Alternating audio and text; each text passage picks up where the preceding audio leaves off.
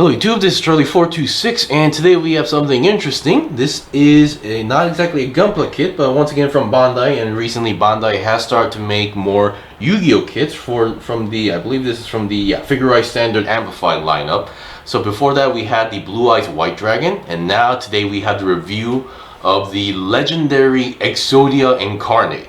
Now for those who don't know, who don't play Yu-Gi-Oh, basically Exodia is one of the ultimate cards out there. So yeah, although the name is written as the legendary Exodia Incarnate, but I believe in terms of old school, its original name was like Exodia, the Forbidden One or something like that.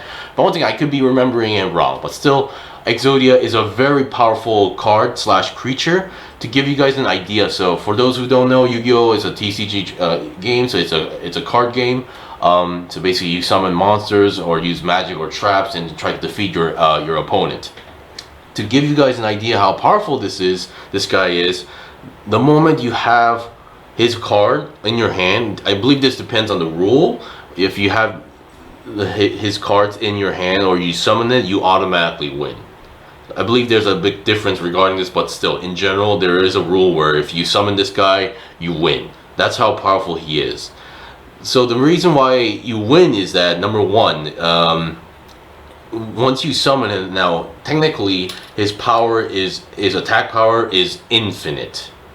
Now you might be wondering then, why isn't everybody using this guy or this card? Is that to summon this guy you need 5 cards in your hand. You need 5 cards, and they have to be you need to have 5. You can't just put down one and then get the rest. You have to have them all together at once. So he is divided into 5 parts: his main body, including his head and his waist area, and then the rest is his arms, including the shoulders, and then so that's 2 cards, 1 body, and then 2 cards for the legs. So that's 5 cards. Which is why, and then each card, if you could technically summon one of each card, but once again, they are practically useless because it's just his body parts. They do practically nothing. So yeah.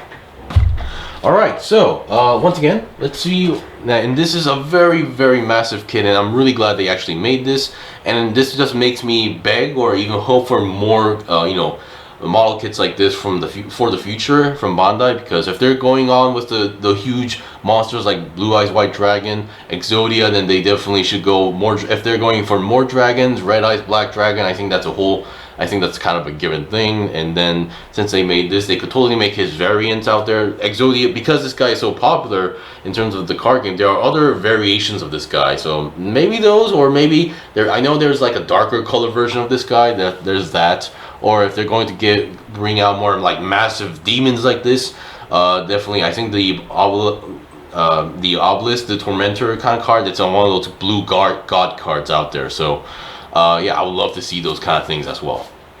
Alright, so before we go on to any articulations or any comparisons, let's talk about what leftover parts. Regarding components, what you see is what you get. This guy does not use any weapons. Hey, his power is infinite. I don't think he needs weapons. And then you do get some leftover polycaps. These are one of those gigantic polycaps out there, so you do have some leftovers, which is very nice. It's always good to have some leftovers for the future. You do get a sticker sheet, which is very small. It only uses the eyes for left and right, which is kind of, once again, a little bit odd, but I understand it. And then these parts, which is for his chin thing. Now I know, I'm not sure if it's his chin. This actually chin, or is it's a, you know, one of those things that the Pharaoh uses. But once again, I'll get into that later. So, and then I would like to also show you guys the manual, because the manual is very interesting. So I think they really wanted to emphasize the whole 5-piece card thing, or they knew what the hardcore fans were gonna do. So if you open the manual, which I kind of found funny, you might have seen like the promo pictures for this, but let me move back a little bit. So the manual for the legs, shoulders, they separate the manual into these sections here, so you don't need to follow a specific rule. Of course, on the back of the manual, I believe they do show the rest of the builds for the head, the body, and the waist. Alright, so regarding the eye, since I am holding the manual, I wanted to mention why I said it was kind of odd regarding the eyes, that they did an amazing job on the color separation here, even the eyes. So the eyes are supposed to be color separated, but now they tell you to slap a sticker on top of the eyes here, which is separated. The only reason is that I believe is because of the blue linings below the red eyes. So yeah, but if you don't mind that, I think just having red eyes if you don't mind, that is also pretty good. Alright, so we've seen the interesting parts here, and finally, before we go into articulation, let's do a simple size comparison with the typical HG kit here. So the reason why I'm not bringing out a Master Grade is that HG kit seems to be more consistent in terms of height, because Master Grade, like for example, if you compare a Master Grade RX 70 2.0 with a Master Grade Dragon, their whole sheer height is very different. Now granted, this is also pretty well shown in the HG, but once again, I think people tend to get a better idea on the height of a typical HG kit here in terms of Gunpla, which is why I'm just using this as an example. So sorry, to some this may not be the best example out there, but yeah, I just wanted to show you guys the sheer size mass of this guy. So you can see height wise, it's roughly twice the Exodia is twice of this guy's height here. So yeah, so I say this guy is definitely in the Master Grade's size / bulk level. Alright, so now you might be wondering, is this guy complicated to build, or how's his joints or articulation, is he wobbly? And I'm going to mention this right away. So after building this, I have noticed that the whole structure is pretty simple than you think. It's simple yet sturdy. So I think they really focused on, okay, we're going to make a very large kit, but we don't want it to be too complicated to the point where it's all wobbly and unstable. So let's make it as simple as possible, but with as much as color separation and stable joints, so that people can actually display this easily and do whatever they want to do without any compromises. And I think that's what they did, and it has came out amazing. So let's start with the articulation and other details as well. Oops, sorry about that. Alright, let's start with the head / face. So here we have the head and face. So you can see, yeah, this guy is a little bit on the tall side, which is why he's almost hitting my bookshelf top. Don't ask why. There's a nail there. Alright, so here we have the head. So regarding color separation, these gold sections and red sections, these are each, so you have a gigantic gold piece, and then in between them you have the space which you put these red pieces in. So these are all color separated parts. The eye, okay, so the eyes are a sticker, but behind them are also exactly the same red eyes. So you might want to be very careful on where you apply the eye stickers here, because they're individual pieces and you want to match the exact same spot as the eyes. The blue and white on the mouth here is color separated, so the teeth is color separated. Now here we have the chin thing. Now I believe pharaohs, they actually grew some, I'm not sure if they call it a mustache or beard if it's only on your chin, but once again, and then if they're long enough, they trim it down and then they attach this kind of thing here. I remember seeing this in a cartoon, so yeah. So in this thing, this is also a separate color, this is also a separate piece here on the chin thing, but they tell you to put a like a red metallic green sticker here. So I just decided to use a green metallic marker. Now it didn't came out exactly the most colorful or cleanest way, so I might need to recolor that as well. But still, I decided to go with a marker, because these parts never end up being clean after applying the stickers. So yeah, and then so regarding the head, that's pretty much it for color separation parts. Of course, there are other parts that are separated, but no big deal. So because of the neck joint, there's a blue neck joint that connects the top hip as a ball joint, and the bottom also on a ball joint. So you do get a pretty decent range, so you can go down that much and then up pretty well. Actually, oops, not the body. So you can see at least forward. Now going upwards, you're gonna have to move the body together like that. So you get the idea. And going now, because it is on a ball joint, you do have some side to side movement. But once again, because of the gigantic shoulders and the design of the head, it's kind of limited. It's gonna constantly collide as well. So, and once again, I don't really suggest you go 360, because it is kind of blocking the way. There is something blocking the way. So yeah. All right. And regarding panel lining, I'm pretty sure some of you guys saw this. Oh, this guy has a ton of panel lining, which is, yes, correct. But once again, I think the color you choose for panel lining is going to be extremely important. And I can definitely say black is not your preferred color. If you look at the box art or box images, I think the suggested color is a darker brown color for the lines here. So if you have a dark brown panel lining pen, definitely use that. Or maybe I think I would have loved to also, might have tested to use like a golden panel lining marker, if there is such thing. or just use golden ink, and that might also, you know, give it an extra bling or kind of extra shine to it as well. But once again, I think the suggested one is like a darker brown, so a darker brown than this color onto the panel line. That is definitely much more better, which is why I only did this part, because I wanted to just show you guys how it looks like if it's black. So I don't think black is like the go-to color for this guy. All right, so now let's look at the shoulders first. Now the shoulders, these are massive shoulders. Now I would like to point out regarding the arms here, the arms are separated to the shoulder. So the arm actually connects directly to the body, and this is basically like a shoulder armor, the best way I can explain it. So it is its own separate piece here that's connected. Let me see if I can, yeah. There is a peg here on the main body, and there's a hole there, so this is how you actually connect it. So this is actually a separate piece. So make sure you understand that, and make sure so that you can actually move the arms a little bit more better as well. So regarding, because of that, the shoulder is slightly limited to movement. It barely moves on mine, so despite having a joint there. So yeah, and you don't want to break anything by forcing it. So going 360 is obviously out of the question. But once again, it's Exodia. It's even in the anime series, this guy doesn't really move that much. He's always just like standing there menacingly. So yeah. And then he can move the arms to the side if you want to do so. And then 360 on the arm is also possible.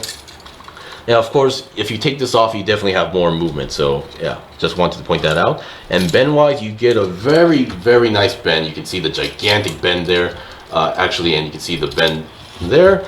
And once again, the hands, you can rotate them, but once again, the hands are using a peg here, and there is you can move the joints here left. You can move the wrist, but you can also kind of, you know, rotate this around to change the position of the hands.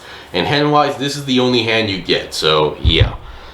And the only issue I have with the hands is the peg here. I wish that was a much more, a deeper hole, because there is, once you attach this here, or maybe this would be longer, or definitely have a more stable connection, something, because you just plug that in, and sometimes it just, you know, sometimes it just drops off time to time. So yeah, but still works out pretty well. And you might be wondering, the chains here, they actually give you like bronze, metallic bronze colored pieces here, and they give you chains. So the way how this works is that you have the same type of chains like this, and each of them have the same shape. So what you're supposed to do is basically connect them like that. So you use these two empty spots, connected like that, rotated, and that. Of course, it doesn't really matter if it's even like this, because unless you actually pull it, it won't actually fall down. But for me, I just wanted to take the safe side and do it like this, and then there. So you have you get total of 24 chains, meaning that there are six of those chain things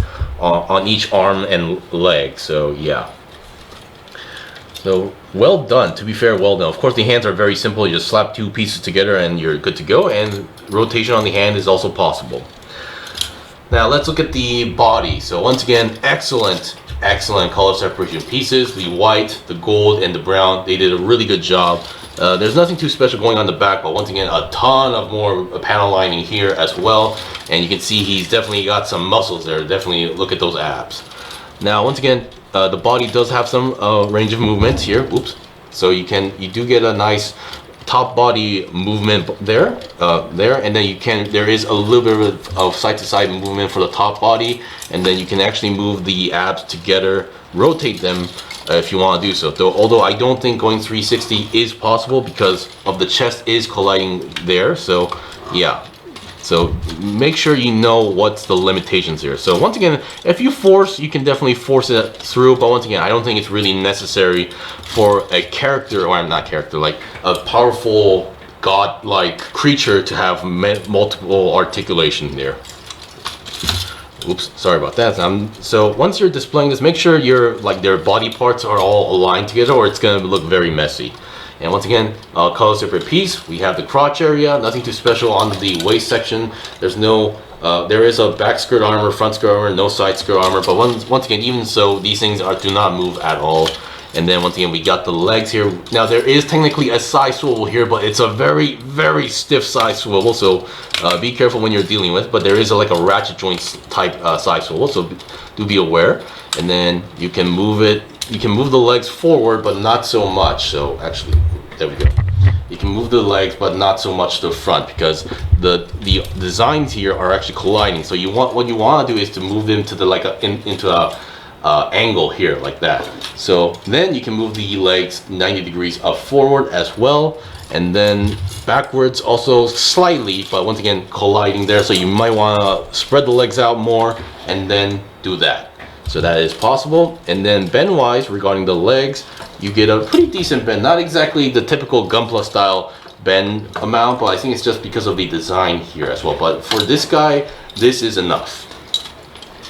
And then once again, you get the chains here, same structure, 6 chains as well. And then the feet is on the kind of like the similar technology as the wrist, but once again, you're supposed to be able to. Okay, so here is the feet here, and then you can see this point here, this joint, so you can move forward and backward like that for the feet. So forward and backwards to the feet as well is possible, and then you do get a nice pivot joint here. Sorry, this guy is just so massive that I'm having trouble showing it on my screen. So you do get a nice pivot joint as well, and then if you want to, you can rotate the feet if you want to do so. But it's on the stiff side, so make sure you don't pull out the feet like what I just did. Alright, so that is pretty much it. So as you just saw, this guy, it has a very simple build and structure, but once again, the joints, most of the joints are very stable and stiff. There's even a ratchet joint kind of system going on the side swivel. So what they did is that they made it big, stable, and bulky. So I think that's all what this guy pretty much needs. Now articulation is a little bit lacking in certain areas compared to a typical Gunpla kit, but once again, this guy isn't a mechanical being. This is not a mechanical beast. He is like kind of a living creature as well. So I guess he would have the amount of articulation as a very bulky person, if you ask me. Anyway, that is pretty much it for the review. So once again, if you're a big hardcore fan of Yu-Gi-Oh, or if you want some sort of a updated representation product of Exodia, this is your go-to thing for now, because they did release a lot of Yu-Gi-Oh figures back then in terms of the monsters as well, but they haven't done that recently too often. So once again, I think this is a pretty good choice, and I'm really looking forward for any future release from the same line as well. Anyway, this was a review of the model kit from Bandai, the Figurized Standard Amplified, the legendary Exodia Incarnate model kit. If you guys got any questions or requests, leave a comment below. I still have more stuff to buy and build and make reviews out, so please stay tuned. Until then, see you guys next time.